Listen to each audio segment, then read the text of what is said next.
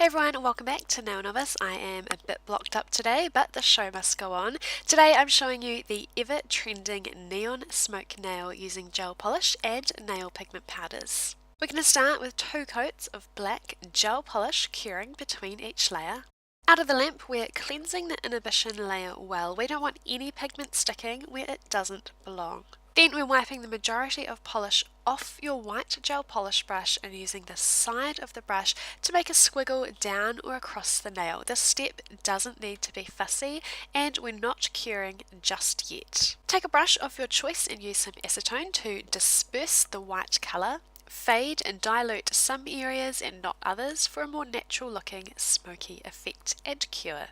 Adhere your pigment powders to the inhibition layer of the white and use a fluffy brush in between each colour to dust away any excess pigment powder and wipe this on a paper towel between each use.